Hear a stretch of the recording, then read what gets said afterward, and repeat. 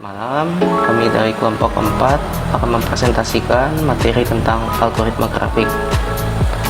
Sebelumnya, saya akan memperkenalkan nama anggota-anggota kami, yaitu pertama saya sendiri, Susilo David, Muhammad Farhan, Rispa Kurnia, Hamdi, Winananda, Angelda Stefani, Dwi Randi, Nanda Monita, Klen Sabat, dan Rida Rasida.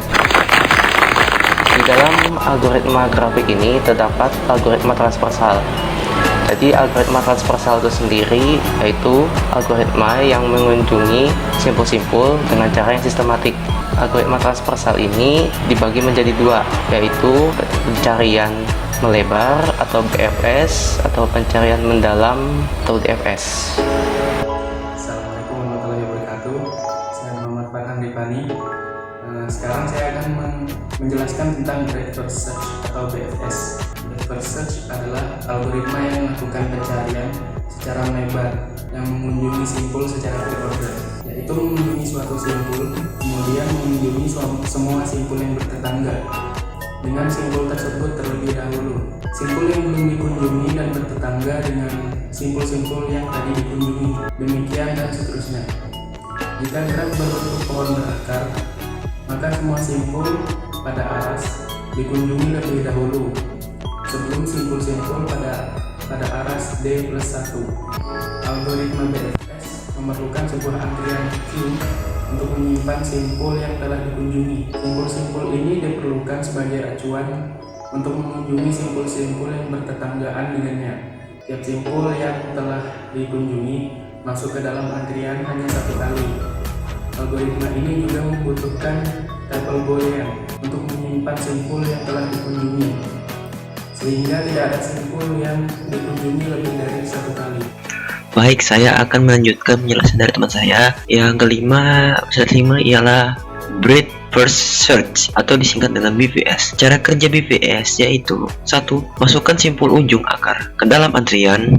2. Ambil simpul dari awal antrian, lalu cek apakah simpul merupakan solusi. Ketiga, jika simpul merupakan solusi, pencarian akan selesai dan hasil dikembalikan. Keempat, jika simpul bukan solusi, masukkan seluruh simpul yang bertetangga dengan simpul tersebut, simpul anak, ke dalam antrian. Kelima, jika antrian kosong dan setiap simpul sudah dicek, pencarian selesai dan mengembalikan hasil solusi tidak ditemukan. Terakhir, ulangi pencarian dari langkah kedua. Selanjutnya, metode pencarian.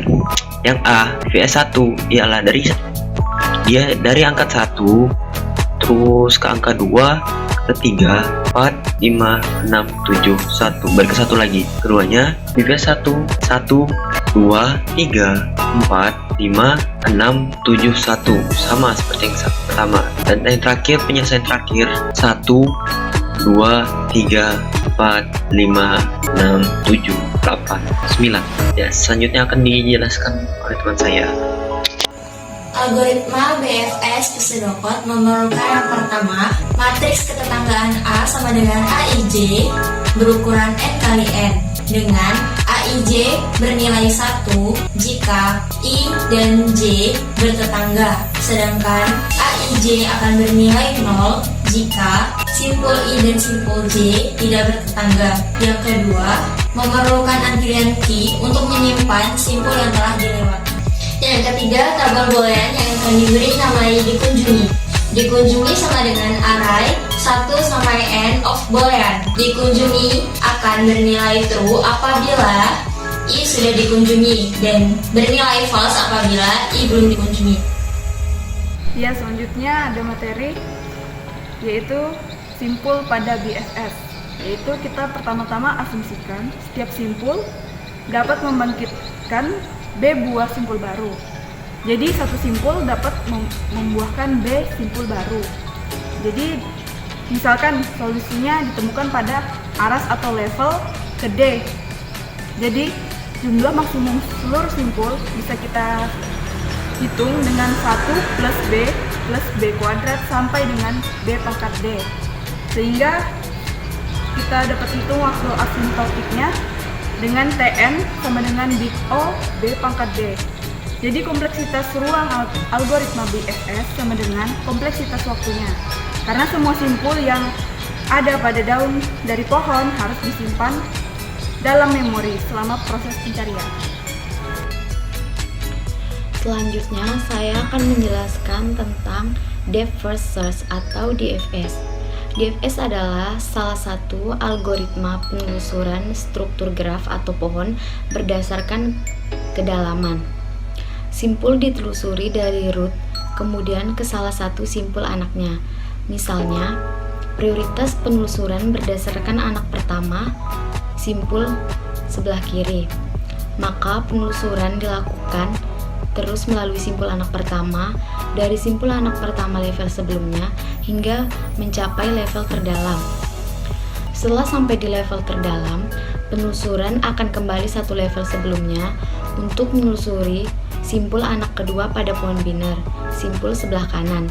Lalu kembali ke langkah sebelumnya dengan menelusuri simpul anak pertama lagi sampai level terdalam dan seterusnya. Assalamualaikum warahmatullahi wabarakatuh. Perkenalkan, nama saya Rida Roshidah dari kelas TIE 2018. Di sini saya akan menjelaskan mengenai contoh pohon biner dan cara kerja dari contoh pohon biner Depth First Search atau DFS dan juga cara kerja dari Depth First Search atau DFS.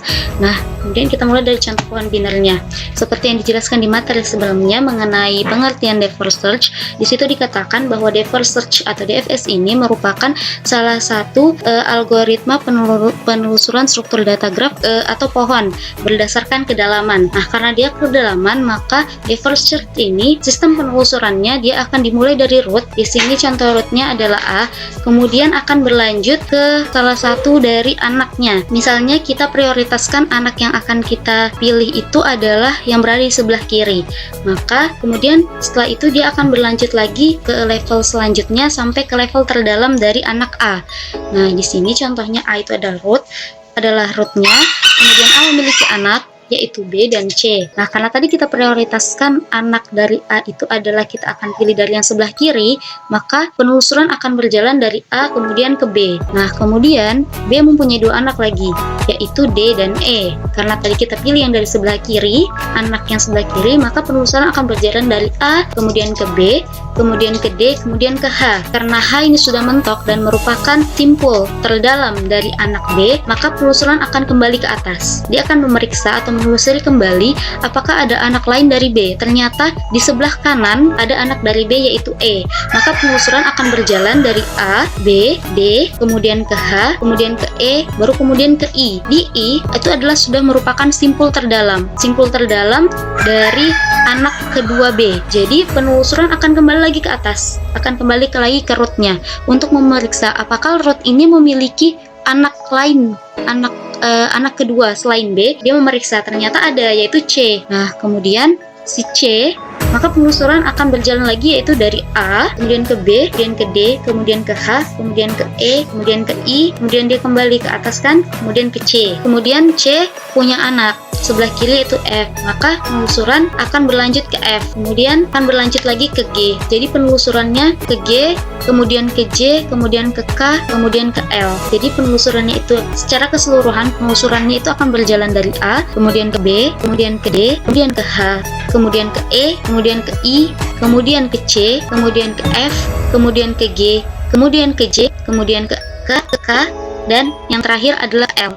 Sampai di L tidak ada lagi, ini adalah merupakan simpul terdalam dari anak dari G dan merupakan simpul yang paling terakhir dan tidak ada lagi simpul setelah dia kembali lagi ke atas dan tidak ada lagi simpul anak dari A, maka di L ini dia akan berhenti dan selesai pencariannya. Tuh. Nah, kemudian lanjut yang kedua, cara kerja Depth First Search atau DFS. Cara kerja Depth First Search atau DFS dalam implementasinya Depth First Search atau DFS dapat diselesaikan dengan cara rekursif. Rekursif itu adalah mengulang dirinya sendiri atau bisa juga dengan bantuan struktur data stack. Nah, struktur data stack yang digunakan adalah stack yang isi elemennya adalah simpul pohon atau tree. Terus caranya itu adalah yang pertama masukkan simpul rootnya dulu, ke dalam tumpukan. Stack itu kan merupakan tumpukan ya, stack adalah tumpukan, maka masukkan simpul rootnya dulu ke dalam tumpukan dengan push, dengan algoritma push. Kemudian yang kedua, ambil dan simpan isi elemennya berupa simpul pohon dari tumpukan teratas. Jadi dia diisinya dari atas, dari rootnya, dari kalau yang tadi di contoh pohon bina dari A-nya. Nah, kemudian yang ketiga, itu hapus isi stack ke atas dengan prosedur pop. Nah, setelah itu diperiksa apakah simpul pohon yang disimpan tadi memiliki anak simpul, apakah dia punya anak simpul atau tidak. Jika ya, push semua anak simpul yang dibandingkan ke dalam stack. Jadi semuanya dimasukkan. Jadi semua anak simpul akan dimasukkan ke dalam stacknya, ke dalam tumpukannya. Jika simpul pohon ini tadi memiliki anak, terus yang terakhir, jika tumpukan kosong maka dia berhenti. Tapi jika tidak, dia akan kembali ke langkah 2. Seperti tadi yang di pohon biner ini, dia akan kembali lagi ke atas. Tapi jika tumpukan sudah kosong, maka dia akan berhenti. Seperti itu. Sekian dari penjelasan saya. Mohon maaf jika ada salah-salah, ada suatu hal yang kurang.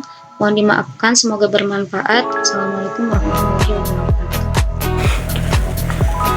Jadi, untuk gambar pohon biner di atas dalam langkah dan kondisi stacknya, step saya adalah sebagai berikut. Contoh tersebut menggunakan prioritas untuk memasukkan anak simpul dari sebelah kanan terlebih dahulu ke dalam stack. Sehingga pada iterasi kedua, elemen A dihapus lalu masukkan anak simpulnya yaitu C terlebih dahulu, baru B ke dalam stack.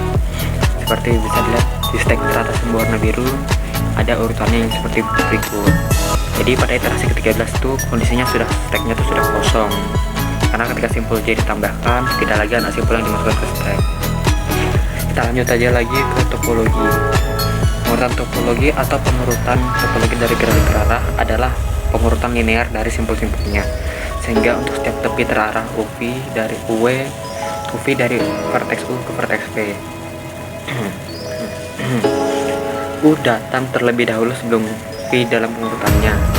Misalnya simpul dari grafik dapat mewakili tugas yang harus dilakukan, sehingga untuk melakukan tugas yang lain harus dilakukan tugas sebelumnya terlebih dahulu. Dalam aplikasi ini, pemesanan topologi hanyalah urutan yang valid untuk tugas-tugas tersebut. Urutan topologi dimungkinkan jika dan hanya jika grafik tidak memiliki siklus terarah, yaitu jika itu adalah grafik asiklik terarah atau DAG. Setiap DAG memiliki setidaknya satu pemesanan topologis, dan algoritma dikenal untuk membangun pemesanan topologis dari setiap DAG dalam waktu linear. Untuk implementasinya, aplikasi komunikasi dari penyesuaian tersebut adalah dalam menjadwalkan urutan pekerjaan atau tugas berdasarkan ketergantungan mereka. Jadi pekerjaan itu diwakili oleh simpul dan pada keunggulan dari X ke Y atau simpul ujung ke simpul lainnya. Jika pekerjaan X harus diselesaikan sebelum pekerjaan Y dapat mulai, maka itu seperti saat mencuci pakaian, mesin cuci itu harus selesai dulu sebelum kita meletakkan pakaian di pengering. Kemudian semacam topologi memberi perintah untuk melakukan pekerjaan. Aplikasi terkait erat algoritma pengurutan topologi pertama kali dipelajari di awal 1960-an dalam konteks PERT untuk penjadwalan dalam manajemen proyek waktu.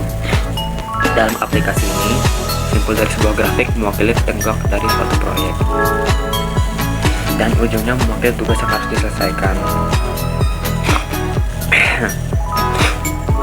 antara satu tonggak yang lain satu dengan yang lain.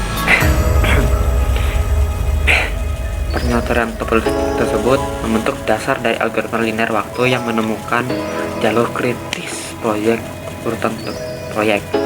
urutan tonggak dan tugas yang mengontrol panjang jadwal proyek secara keseluruhan.